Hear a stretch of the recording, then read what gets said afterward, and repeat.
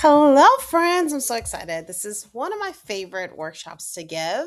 It's One Tale, Many Lessons, a deep dive into the tale of Peter Rabbit. And the reason that it's so special is one, this is a really, really special book, but two, it is about the lens. It is about you learning that you have the resources and the power, and that you are abundant, and that you can really utilize so many things that you already have.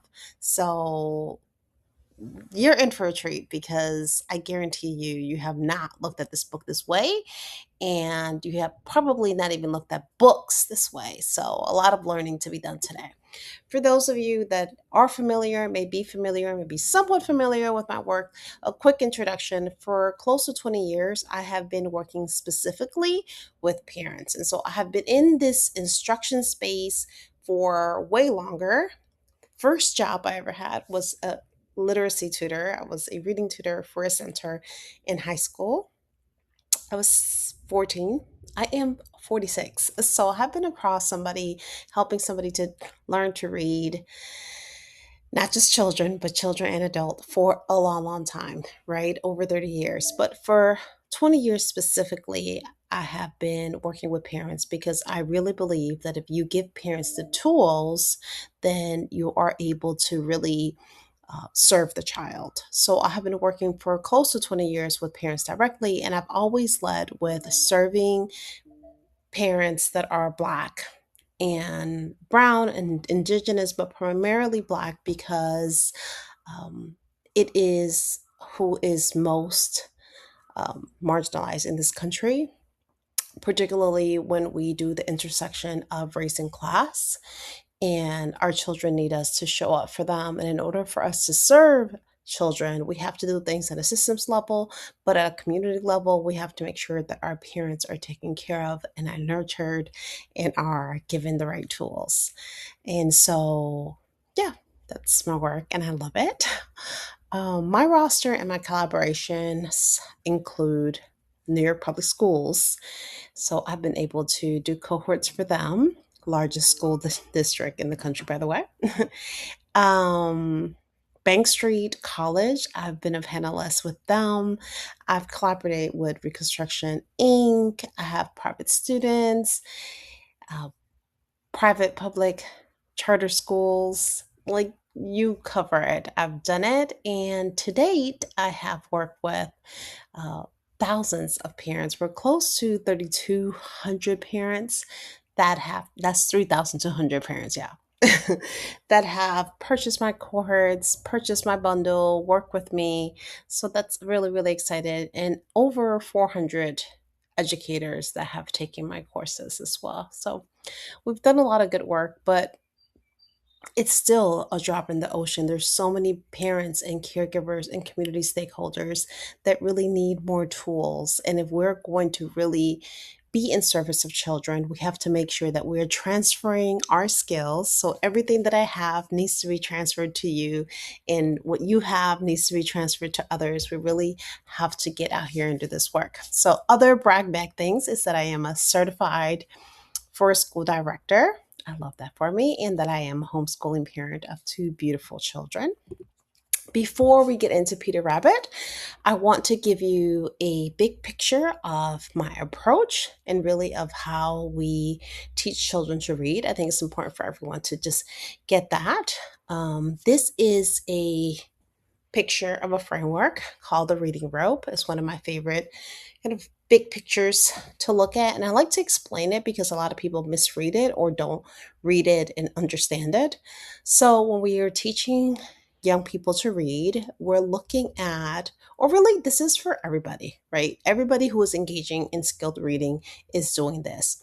You need your word recognition, which is your phonics, your phonological awareness, your quick retrieval, your fluency. So getting words up the page quickly comes under word recognition. You need to know what the letters are. You need to know what their sounds are. You need to blend them.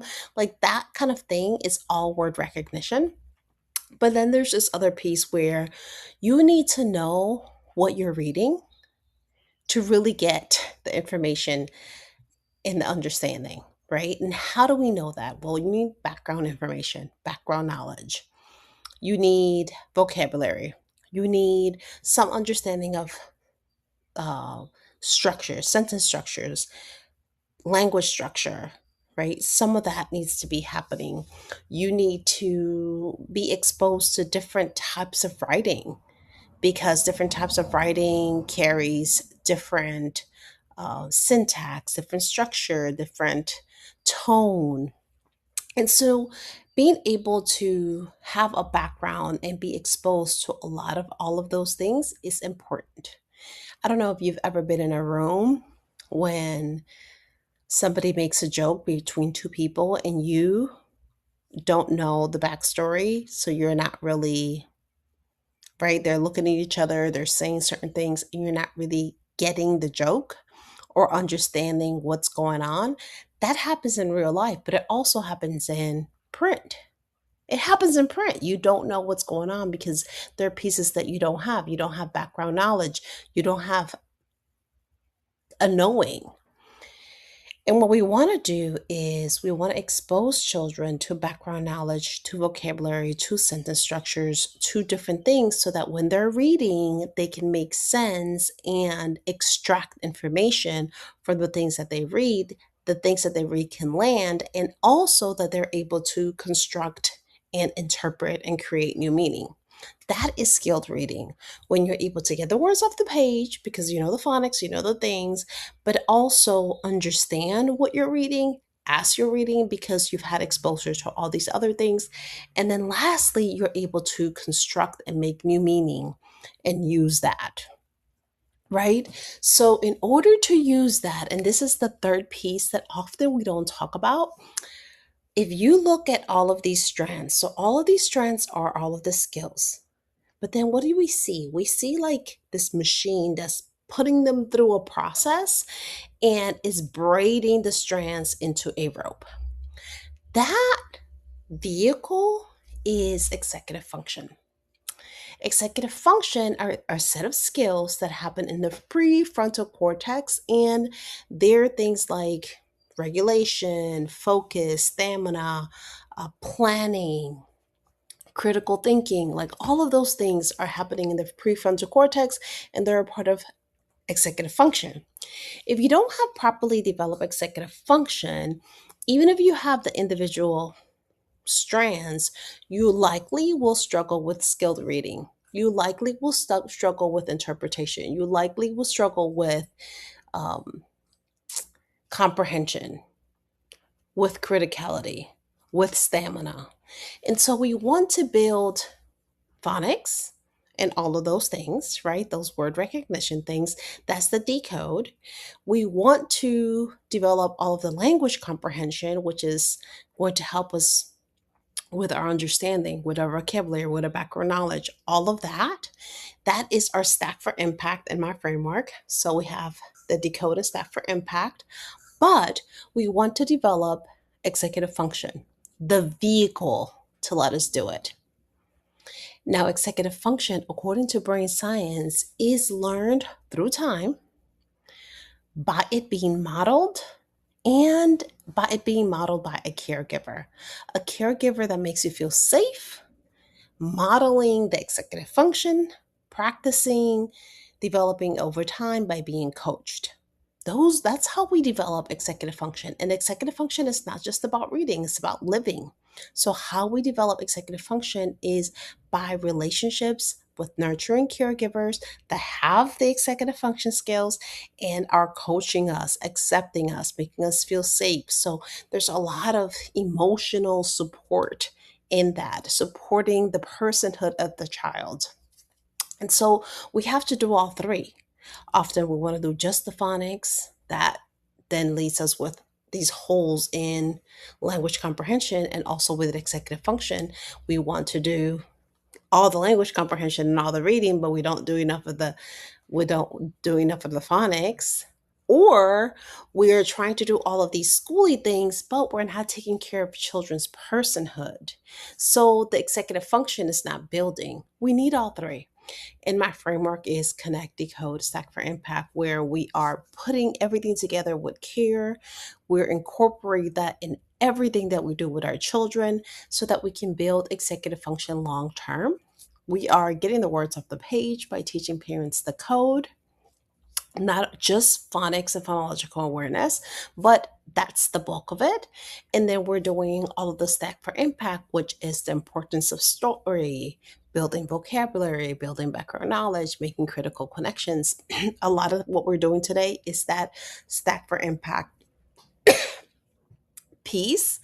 But yeah, we have to do all three. So when I teach parents how to teach kids to read, we are going to hit all three: connect, decode, stack for impact. So go ahead and take a picture of this slide, right? Take a picture. This is my website. If you want to stay in touch with me, there are two ways to do it. Obviously, you can email me and you can follow me on Threads and on Instagram. Those are a little bit obvious, but I want to make sure that you have access to me. And then, if you have children that are not yet in school, not yet in kindergarten, I have a $27 short course on literacy, particularly the decoding piece, so that we're doing the phonics and the blending in ways that are developmentally appropriate. We want to make sure that we're not doing it with screens, we're not doing it with apps, we're not doing it with drills and flashcards. We want to do things that really still serve children and their need for play and movement, things that are developmentally appropriate. So that's only $27. And this is the exciting part: it comes with a community. I link with the community, I meet with the community, and anything that you need to develop vocabulary, to teach a child how to put a little sentence together, to even do we even do numeracy, we do background knowledge, anything that you need to learn to really create a high quality, high language environment inside of your home for children before they ever get to school is in that community. And I feel so strongly about everyone having access to that and getting it right early, that that entire community in the course is just $27. Okay? If you have children that are emergent readers, kindergarten to third grade, and you need to create that foundational or learn to create that foundational literacy, decoding, all of the stack for impact, building sentences, any of those things, I have a program for that. It is a game changer because it teaches you how to turn your home into high quality tutoring, essentially. And again, you get that connection piece for executive function, you get the decoding, you get the stack for impact for comprehension. It's all there. That's $199. And then what I'm so proud of is that I do weekly classes to support you every single week. And that is available to everyone, y'all, for free every Wednesday at 8 p.m. So we're really out here doing this work, making sure that parents have what they need: full lessons, full training, full guides, full community support. It's all there. So now for a book. We have to read and enjoy it. Read and enjoy your book. And one of the reasons I picked this book is because it's classic, it's tried and true, and it's available. I've gotten so many copies of this, library copies, free at thrift stores, free at free libraries, because it's a common book. And I like that because I'm all about accessibility. So, this book, we're going to start with this. And then I want to say, read it and enjoy it. That's step one. Yes, I'm going to teach you all of the things that you can do with this book, but the first thing is to read and enjoy, because what is familiar becomes useful. You can read it one, enjoy it, and then if you need a book and a unit about gardening, you could bring it in. If you are working on phonics, you could bring it in. If you're working on social emotional learning, you can bring it in. If you need to be trauma and informed and connect to a child that's gone through trauma or grief, you could bring it in because it's familiar. What is familiar can become useful, but first we have to get familiar. So let's start with the more basic things. People always want to tie in phonics. Can you tie phonics to this book? Yes. I like to use this book and tie it to phonics when I'm first doing two syllable words with the pattern of separating two syllables where there are two consonants, because there's a bunch of words that you could look for like that inside of this book: rabbit, cotton, garden, morning, basket, undercurrent, umbrella, lettuce, and cabbage. Here are some examples. You can see how I've boldened where you have a double consonant, and that is where you're going to break the syllables apart, and then you can read both pieces, rabbit, and then a child can blend. So this is a great book to bring in when you're doing phonics. Really quickly, vocabulary. Vocabulary does not have to be fancy words or abstract words or complex words. Vocabulary is words that your child doesn't know and needs to know. So over the years, these are some of the words that have popped out, that children maybe don't know or don't know how to use. So we have mischief, currents, and you can talk about mischief. You can talk about being mischievous. That's a great conversation started with currents. Children maybe not know what a current is. You can go to the grocery store, buy currents, and now you have like an enrichment exercise for brass. Sometimes parents are surprised that their children don't know what brass is. And so you can learn about what brass is. You can get a brass cleaner. You can try to find some brass. Um, Sparrows. Sometimes children know that word, but aren't sure what bird is a sparrows. A gooseberry net. I've had a lot of children not know that. Sieve. What is a sieve? You may have one at home. You can get one from the dollar store. You can use one. The word damp is always surprising to me, but so many children don't know what a damp thing is. If you describe, okay, what is being damp? How does it feel to be damp? What damp is? It comes up all the time. And so damp is a word that's easily taught, right? You can have something wet, you can have something dry. What is damp? What does damp being damp feel like, right? Scuttered, fortnight as a unit of measure, not Fortnite the game, but Fortnite and chamomile. So those the vocabulary that I hear or have experienced that comes up a lot. And then with chamomile, you can make tea. You can talk about it. We're actually going to have it in another slide. But I always tell parents, vocabulary does not have to be fancy. It has to be words that need to be defined and that your child should have accessible to them and to learn. Situational language: above, beyond, underneath, straight, left, right, towards, away, first, second, later, last, suddenly, quite close, quite far, far. All of those are words that are important for children to create pictures in their minds as they read and to get an understanding of context. But they don't really mean anything, so they're not vocabulary words per se. And they're not words that we practice in, they're not objects, they're not nouns, they're not words that we practice in flashcards when we're building our CVC words, so they get neglected, right?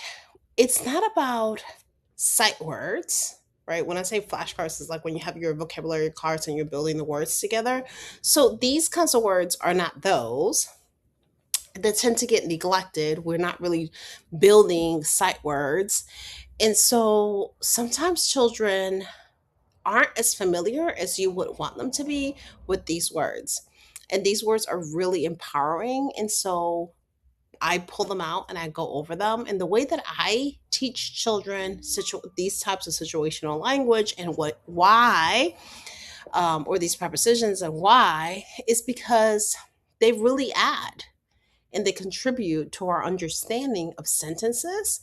And so I like to, starting in preschool, start talking about what is above, what is beyond, what is underneath, what is straight ahead, what is left, what is right.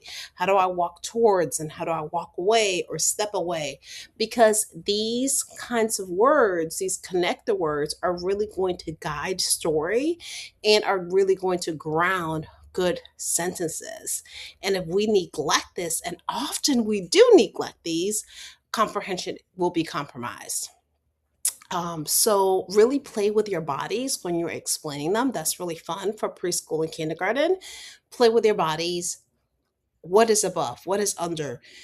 With play with objects. What is above? What is under? What is quite close? What is kind of far? Like use all of that language. And then once you know that your child knows what it is, then you're going to work on writing sentences with it.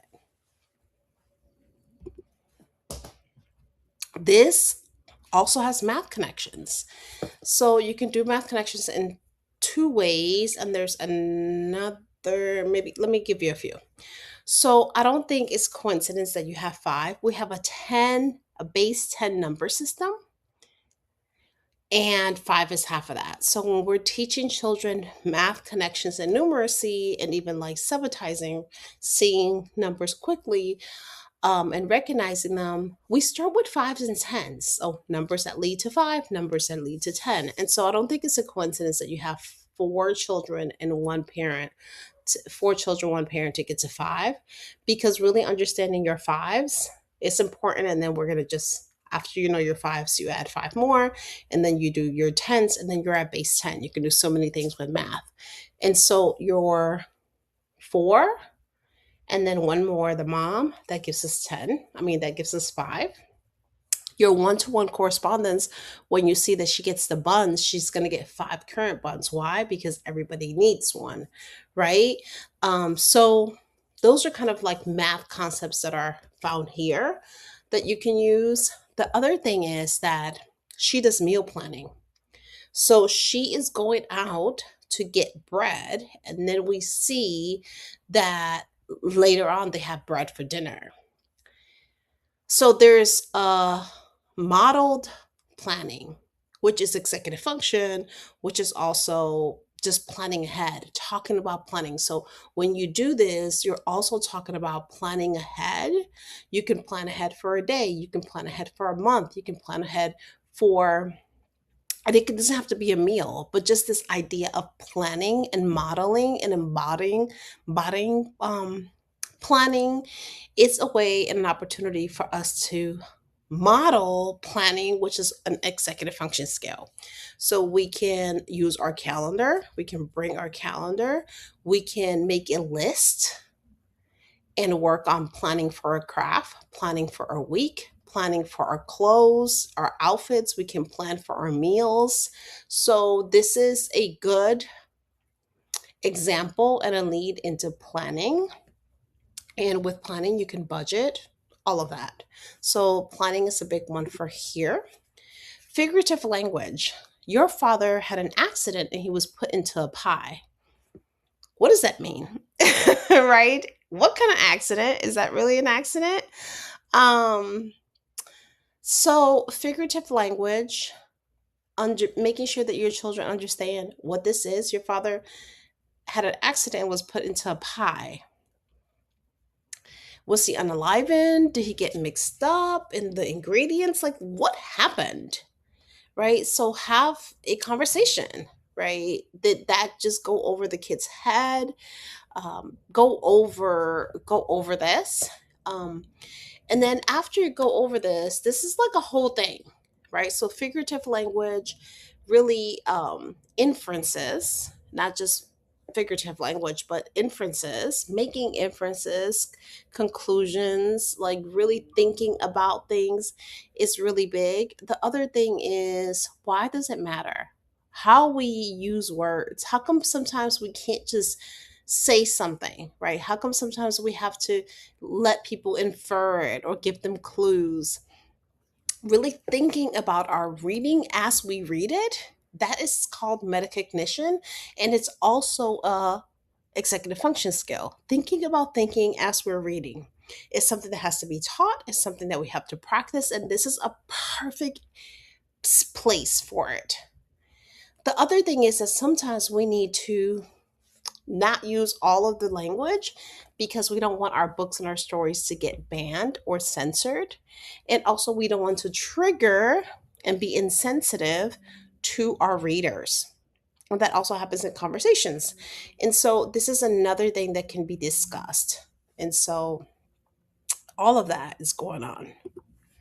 Then we can think of how do we have themes or thematic units or things that we're teaching children that we could then pull out our trusted text to teach. And this is important because there's this tendency to feel like, oh, we're going to do another theme, we need to get a different book, another theme, a different book, another thing, a different book. And so a lot of that is just consumerism. But there are benefits to going deeper into reusing books. We'll talk about it when we get to the why. So just think about, if you're trying to teach something, of like going in your crate and looking for books to connect with books that you already have. So one of the things is that books that teach morals and that have a morale. So those are two different words. What are they? There's a lot of good versus naughty language in this book, and we can connect it to whenever we're talking about Aesop's fables. There's a lot of good versus naughty, good versus good, like good versus bad, things that we should be teaching young children. You can talk about why traditionally, through oral tradition, through books, really across the world, how come we teach children these kinds of stories, where we have morals or lessons or wisdom to share? Like, why is that a thing for children? So you can have that conversation. You can compare the way that it's done in this book versus something like a The Boy Who Cried Wolf in Aesop's Fable. If you have my bundle, I include both the story of Peter Rabbit, and I have you compare it and compare the language of The Boy Who Cried Wolf. And so, what is where one of them is more trauma informed and leads with compassion, the other one is more punitive and harsh. And you can have a conversation with children about language and what is received and how one is more compassionate and the other one isn't. That is a conversation that your children want to have. And so you can do that with two familiar texts. So remember that I said what is familiar becomes useful. So whenever you're reading Aesop Fables, The Boy Who Cried Wolf, pull out Peter Rabbit and now have a conversation about the two. So often we are pushed to read more, to read more. I want my child to read 500 books before this age. And, there are all these kind of contests when really it's not always the quantity of books that we read, but also the quality and the conversations that are had. So when we say that we want children to develop vocabulary and comprehension and all of these skills through the read aloud, often we think it's just the reading, but really all of these executive function skills and the background knowledge and the vocabulary and the sentence structures, all of this gets developed in the conversation, in the interaction, not just in the reading. So, lots of good stuff. The other thing that comes up in this book is foraging, when the kids go get the blackberries, and how that is different from gardening and how that's different from commerce. So the mom goes to get the bread and the food at the store, but there's also Mr. McGregor who is clearly gardening, and then you have children that are foraging. So have a conversation about different ways that we gather food, right? We can buy food, we can grow food, we can barter food, we can trade food, we can save food, we can forage food. When you talk about foraging, we can have wild foods. How do we know which ones are safe? And also, how do we forage foods in a way that is responsible and ethical? All of those conversations can be had. This is the gateway. More food stuff. If you wanted to do a gardening unit, you can, a book that I like to bring in is Tops and Bottoms, another kind of classic food where it is talking about foods that are growing under the ground and foods that are growing above ground. I love this radishes and potatoes kind of thing that I compare it because they're both grow food underground, but radishes grow food on ground and under because you can eat the greens. So talk about that. And then something like a parsley, which is an herb that is just, what grows on top. You don't always have to grow food and have your own garden to talk about gardening. You could just have a book and talk. You can maybe grow some radishes or lettuce or microgreens on a windowsill so you do not have to have an outdoor garden. If you don't want to grow indoor or outdoor, you don't have to. You can still take seeds and just germinate them and just grow the seeds and just have them sprout just to see the process. You can take pictures of different food, different vegetables and sort them. So cabbages, we use the word head of cabbage, we use the word head of lettuce, but one is a green, one is a cruciferous, and you can create categories. For French beans, you can have bush beans, you can have pole beans. How are they different? Right? And what kinds of support systems do they need that different from one another? Herbs are a different category. We have the cucumber frame is referenced in the book. That is a trellis or a support system for cucumbers. Why do you need support systems? And what I find really beautiful is that you can personify the vegetables because nature is here to teach us. So, one thing about cucumbers is that they need support. They need support for their fruit. And sometimes people need support for their fruit. So, that is a really beautiful connection. Some people grow fruit on the bottom of the soil, right? Some people do invisible labor. Some people do more visible labor. So you can create all of these connections with society and humanity inside the garden conversation. And you do not have to have an actual garden to have these conversations. Onions give us fruit one year, and another year they give us seed. So you can have that conversation. That also is a lesson. So, really, really wonderful conversations and lessons that can be had from a gardening lesson. And you can bring Old Trusty to help you get in there. You also have tools, lots of different tools that go into gardening will bring up vocabulary. And you don't have to have a garden. You could just go to a hardware store and go through the tools. Learn the names of the tools, take pictures of the tools. If you don't have like your flashcards, vocabulary cards, take pictures of those, print them, learn the names. And often there's gardening people and workers and people who grow gardens around the gardening section. And so you could always ask people and get information that way. You can get on a Zoom and talk to a gardener, get on a Zoom, talk to a forager, get on a Zoom, talk to a farmer. Those are three different things. And so have conversations and compare and contrast the three different things. Really, really powerful. You can talk to somebody that has a CSA. So that's like a co op for fruits and vegetables. Find one in your area, go talk to one, go look at one, have have a share delivered. That's something that you can do. You can talk about buying local versus like the distribution. So you could talk about the food supply. You can talk about farm labor. Who does our labor? And have an entire conversation about labor in our country and all of the issues that are going on with that. You can talk about ICE. Absolutely, because you're talking about farming, you're talking about labor, you're talking about all of those things, and it's all started with this, right? There's also something called substance farming, which is you are which is you are growing what you're going to eat, which is a total different ball game and more than likely what Mr. McGregor was.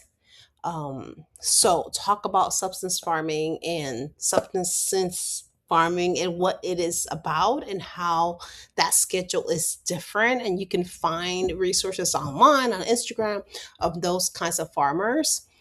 Really, really important conversations to have. So, have it. Another one that I really like is days to maturity. So different seeds, and you don't have to grow them just to do this, but different seeds have different days to maturity. So that is also a lesson in growing food, but also a lesson is us understanding that nature itself is biodiverse.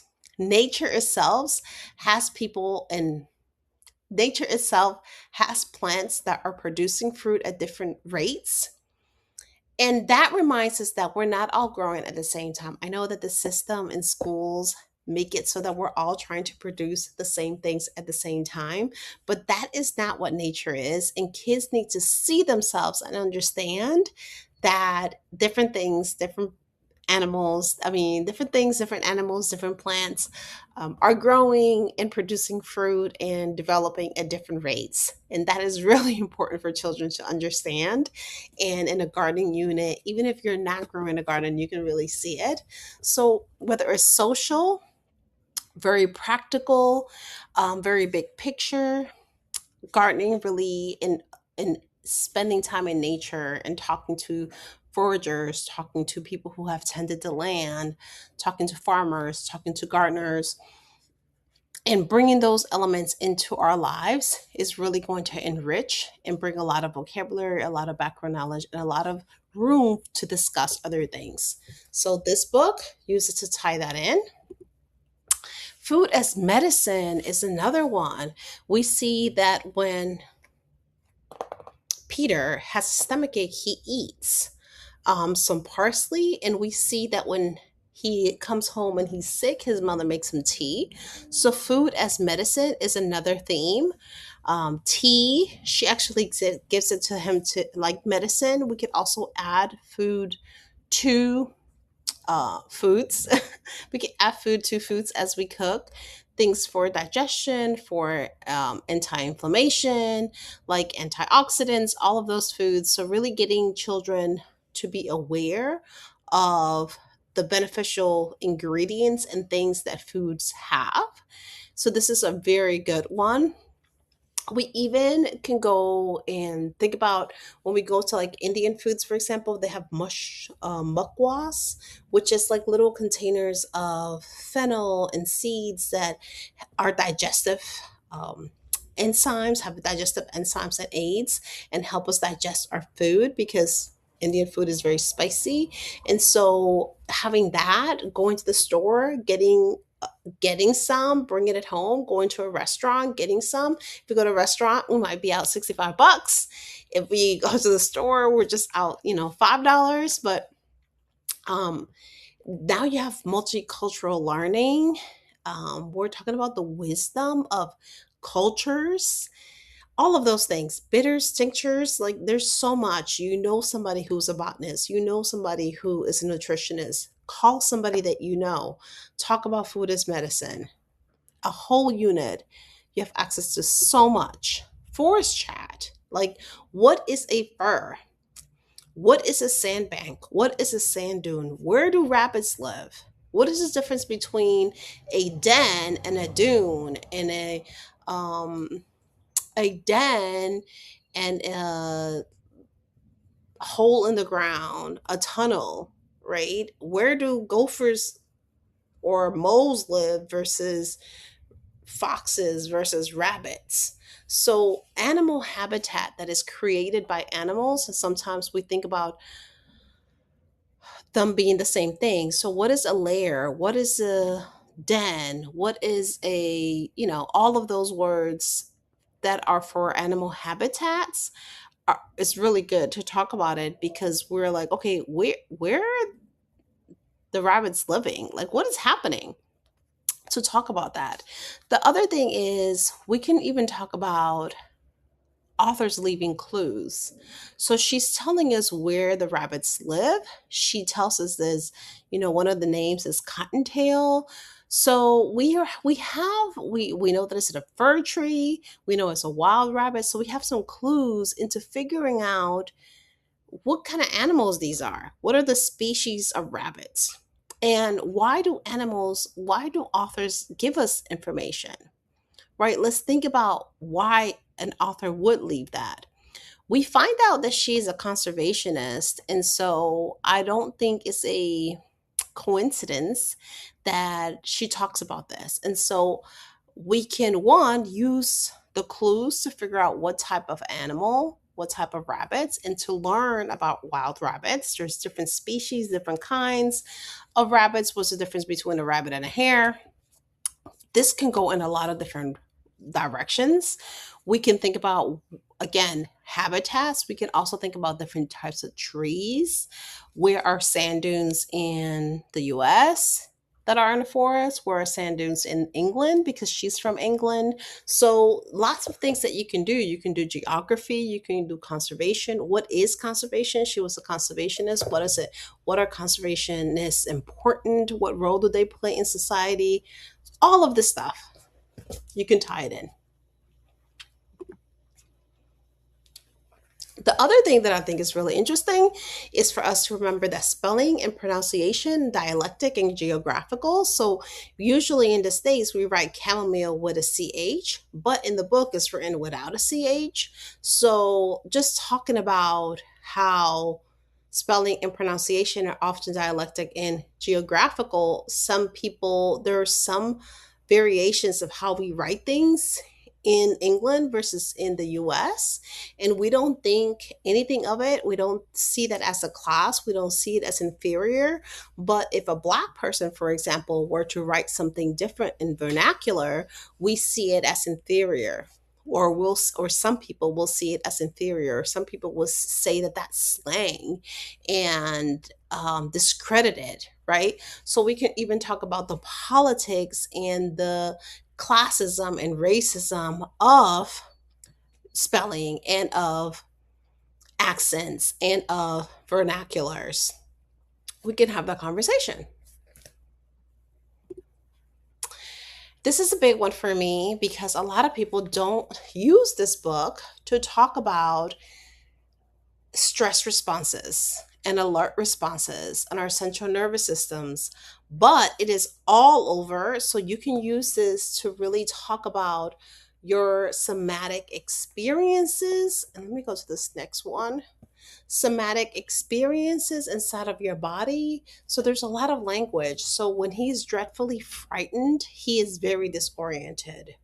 When he feels very scared and is in an alert state, he actually stops running, walking on two legs or running, and he goes on four. So usually when we're very stressed, we go to our instinct. And if we're trying to run or flee or fight, we're fighting with that instinct. We're not being totally rational. And so this is an example of that. So he runs on all four. He becomes disoriented. When he gives up and he feels like he's going to die, he flops and he sheds big tears. That is a flop response. So we see when he sees the cat, he freezes and he is proceeding with caution. So we see flight, we see flop, and we see freeze. We see three trauma responses. We see three stress responses. We see when he's out of breath and trembling, being out of breath, and um, crying can all be ways of our parasympathetic systems to regulate. So you can have really, really deep conversations about how it feels to be stress in our bodies. How do we feel? So if you have a child having really big feelings and experiencing trauma or lots of stress or any of that, or dealing with emotional outbursts, any of that, you can use this in language that, oh, sometimes, oh, I see, right? Like name what Peter was seeing, and you can draw. Like sometimes I do feel like, do you ever feel that? You can use it as an entry point to asking questions. Here we have peer source wisdom because he does not know what's going on with the cat. And I use the cat to have conversations about the police, if I'm totally honest. But He is not certain about the cat, but the cat is kind of like in a police state, right? It's in an alert state, is looking around, is not being particularly friendly, but it's there. It has a presence, some kind of authority presence. Um, but sometimes we have to listen. We have to listen to what others are saying, and we have to draw. They have had an interaction and they have heard, and we have to draw on the wisdom that they have given us. That is pure source wisdom, and it keeps us safe. So, two, we have to be that to others, and other people have to be that to us, and we have to listen. So, talk about pure source wisdom. And what I think is really, really powerful about this is that Benjamin Bunny is his younger cousin. So also it's just something to listen to children. Listen to children, listen to the youth. Sometimes the youth also has things to share. So that is also another conversation and something else that we really work on with this. With this is also a lesson that's really powerful in that you can listen to younger people, and younger people have things to contribute, and younger people can save us, and younger people have wisdom. All of those conversations can be had here. um, I like, for an idea, I like to imagine what the conversation between Benjamin Bunny and Peter was, and who Benjamin Bunny was talking about, and I like to act it out. I like to play a script, and I make it up with my child. That one's really powerful. The role of community and the power of words is really, really important when we come to the sparrow. He had given up. He was done. He was flopping. He just thought he was done. He was caught and he was done. And when we see somebody that is at their wits' end, when we see somebody that is at the danger of or threatened to give up, we have to stand in the gap, and we have to stop what we're doing and go and see it and identify, and we have to show up for in community, show up for our brothers and our sisters and our siblings and our kinfolk and our comrades. So this is all about the role of community and the power of words, and they did not do or give anything outside of their words, but their words and their presence and them showing up saved Peter's life. This is another great lesson from this book. We also have that we get to talk about when a parent is absent, parenting in isolation versus parenting with village and support. Because the fir bank, like the sandbank in the fir tree, feels isolated. And this mother has lost her partner because her she's a widow. So name me what she is. She is a widow. She's a single parent. And she has four very young children at home, and yet she has to go to the store and leave her children unattended. So you can have an entire conversation about a mom having to make tough choices, or a parent having to make tough choices, or not having money for aftercare, not having money for a babysitter, and the reality of that in our society. So this could be a conversation about our communities breaking and not being in community. This can be a conversation about like how difficult it is to raise parents. This can be a conversation about sometimes forgetting that people are going through things. So many things could be, so many things can be done with this conversation. We also see that the parent does not punish Peter when he comes in and he comes sick. She doesn't punish him. We see that he goes to bed and that she lets the natural consequences. She doesn't shame him. So we talk about that being effective, how he misses out on the bread and the milk, that's the natural consequence. How he's sick, that's the natural consequence. So there's the absence of punishment, and how beautiful that is and how beautifully is laid out in this book. And so those are things that you could also discuss. Understanding people's behaviors, right? Because we understand that Peter is, we love him. He's our character. We love Peter. We really do. And yet he's also doing something he's not supposed to do. He is not listening to his parent. He is stealing. He is trespassing. And so we have to, this is an opportunity for us to talk about juvenile delinquency. It's an opportunity for us to talk about the juvenile justice or not justice system. We can talk to this with middle schoolers or high schoolers. We can talk about how in this country, depending on race, right, we treat juveniles as adults, but is that fair? So we really could talk about a lot of things because we have a character that we love, but is also young and is also doing the wrong thing. What do we want him punished? Right? Do we want him punished? Do we want him behind bars? Do we want him to die? So we get to have those conversations through Peter. We also get to be trauma informed because he's going through some things, right? He's dealing with the grief of his parent being gone and of his mother being alone, and he doesn't have support and he's unparented and he feels different from his siblings. A lot of different things are happening, and so here we are having this conversation through Peter. And that doesn't mean that we're not holding people accountable, young people accountable, but it gives us this beautiful entry point into conversations. It's also good to talk about people like Malcolm X and Jason Reynolds and Ta-Nehisi Coates, where we know that they weren't illustrious students. We know that who they were at 13 or who they were at 8, who they were at 7 was different who they ended up being as adults. And I think a lot of the times children need reminders and young people need reminders that they can make mistakes and that sometimes their behavior is communicating things to us, but that who they are when they're children will not be a life sentence and that we will hold them in with compassion.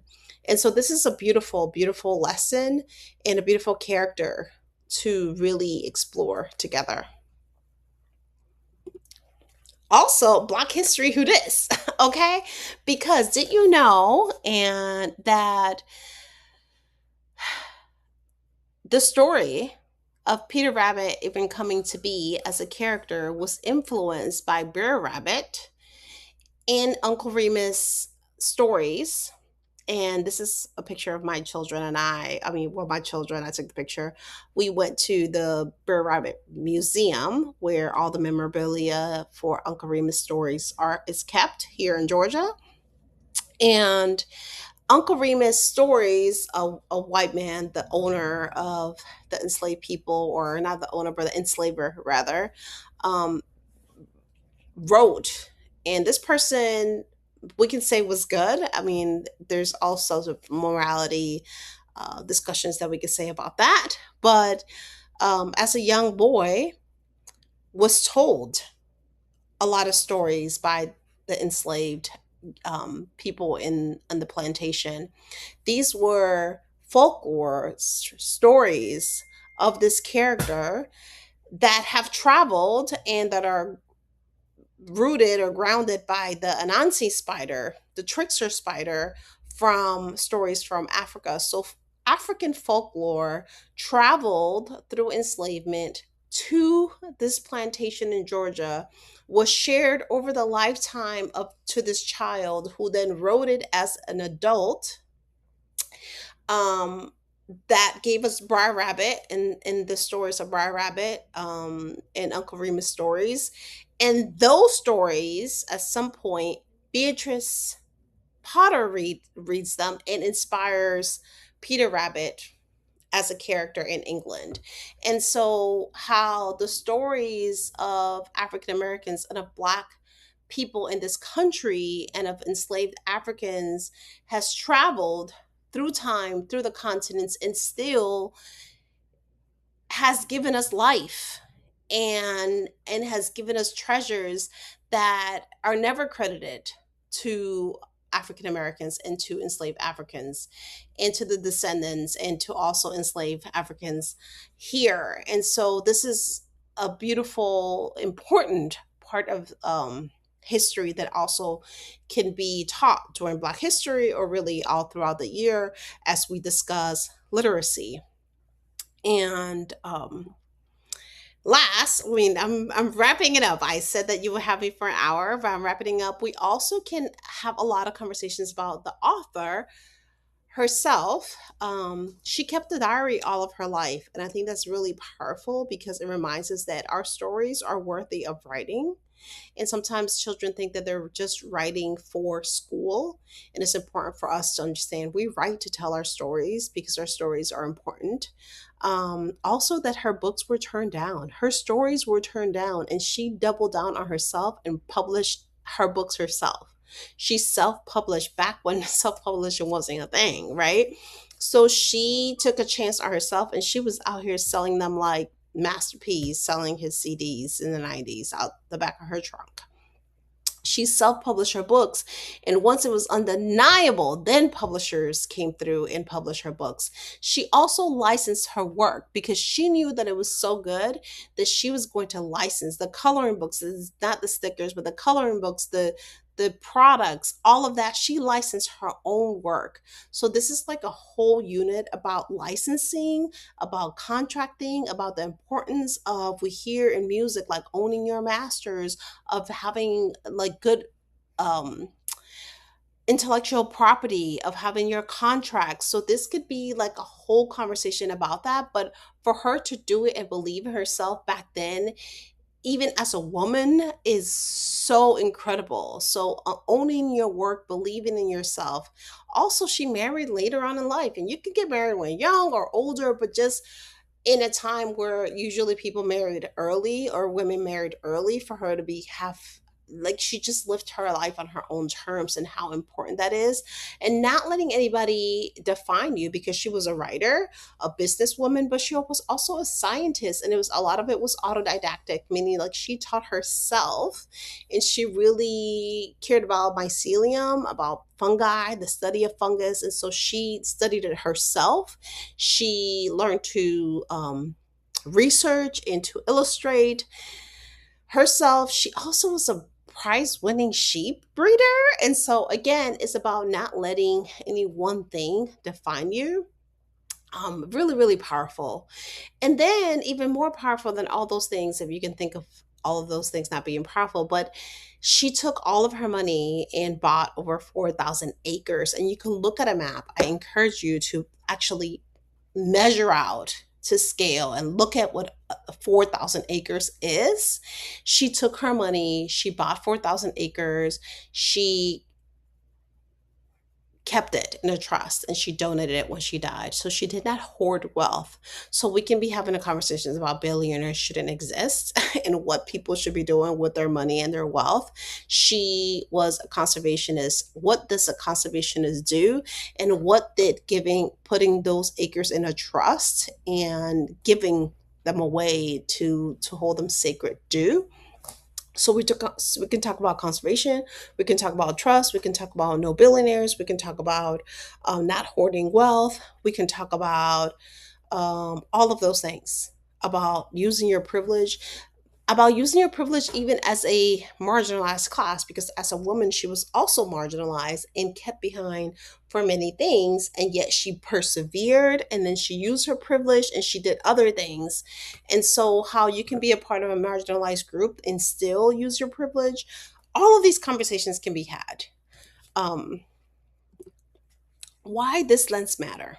Okay, so it is very important for us to understand that it is not just about can kids get words off the page, or can we read to them? Really deep reads and rereads are going to let us get to see print as useful. We're going to see ourselves in stories. We're going to be able to use print to draw in as entry points to talk, to create more connection, to create more community. That in turn is going to build our executive function. When we read and reread, we are resourcing and sourcing and resourcing and sourcing. And the more that we engage in that practice, we learn to source and resource from ourselves. So, the same way that we're constantly drawing and drawing and drawing more lessons from a book, we start to draw and draw and draw more lessons from ourselves, draw and draw more lessons from our community. I just need 3 more minutes, y'all. That deepens our own executive function, It grounds us, it grounds our central nervous system. It also in a it's counterculture because we live in a culture where we're always are trying to source from outside and buy more. Okay, we need, oh, new concept, I need a new book. New lesson, I need a new book. New thing, I need a new outfit. So we're in this, let's source from without. Let's Google, let's search, let's AI. Someone else has to prescribe me the knowledge. Someone else has to prescribe me the wisdom. I have to buy new things, access new things. It's always this new thing outside of us that we have to purchase, that we have to resource. And rereading is counterculture. Deep reads are counterculture to that.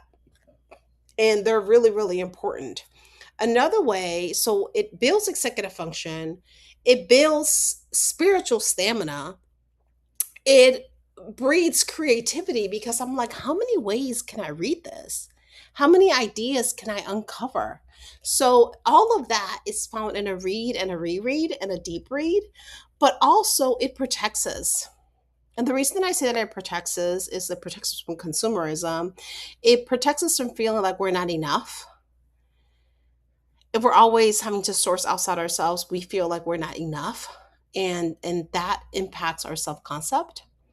It protects us because it directs our children, because if we're doing the sourcing and we're modeling it, our children see us as resourced. Our children see us as knowledgeable when we're modeling the behavior. And so it orients our children to us. And when our children are oriented to us and they trust us, we protect them. And lastly, I will say this, that a lot of we're in a time where books are banned, where curriculum is taken, the things are defunded, and we can have certain topics, we can have certain areas of life that are stripped. Right? We were going to use those books for this topic, and now those books are no longer here. Do we have the skill set to talk about class, equity, inclusion with the same book? Right? Do we have the resource and the ability to do more with the things that we have? That is protection.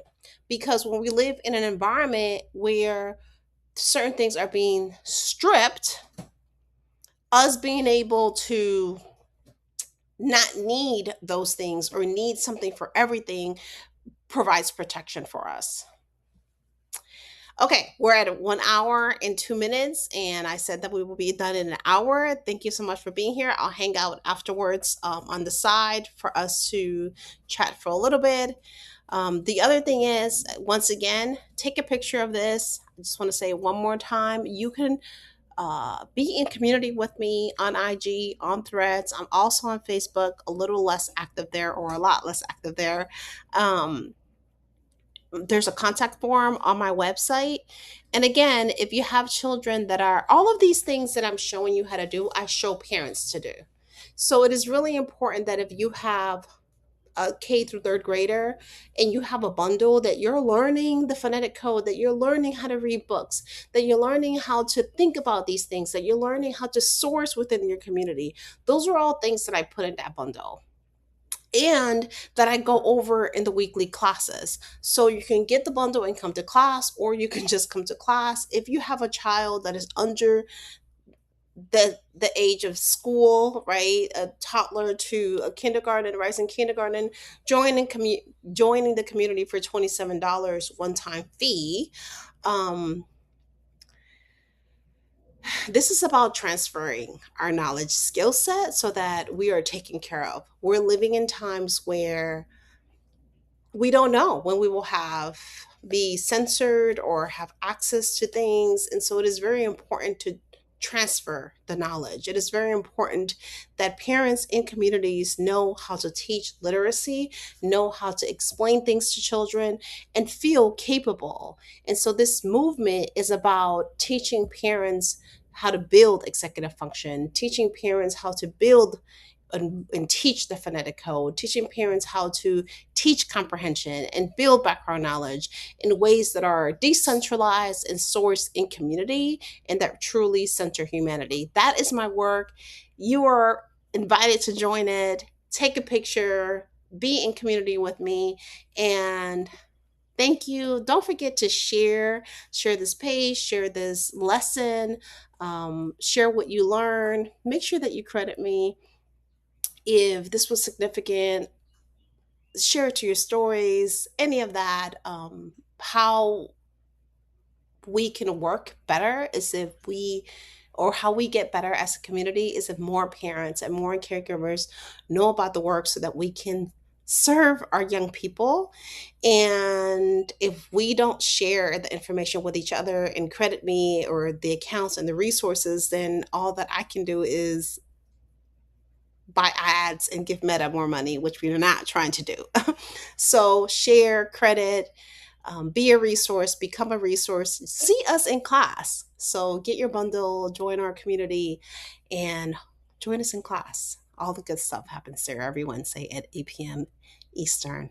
Thank you. I'm going to stop the recording now and we can hang out a little bit.